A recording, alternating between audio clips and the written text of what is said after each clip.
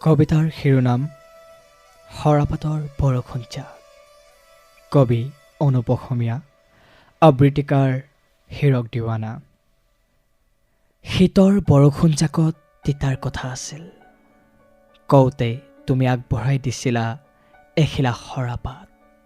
লিখা আছিল তাত, তোমাক মোৰ দৰে কোনেও ভাল পাব নোৱাৰে। বৰষুণত তিতাৰ প্ৰতিশ্ৰুতি হৈ থাকি গ'ল।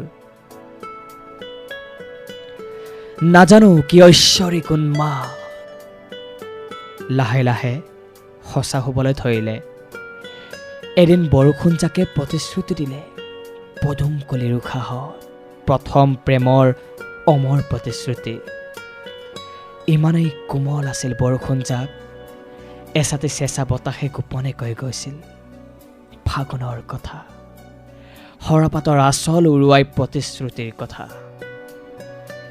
বৰষুণজাকৰ সৈতে ভাবিলো উশাহৰ সৈতে, তোমাৰ ডিঙিত সুগন্ধি বোলাই এদিন পচন্দ বৰষুণত তিতিম, তোমাকো তিতাম লাহে লাহে।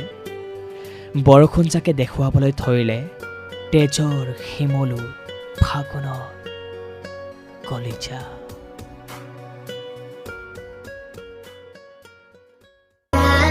It's a cold-blooded love. Let's break each other's hearts. It's a cold-blooded love.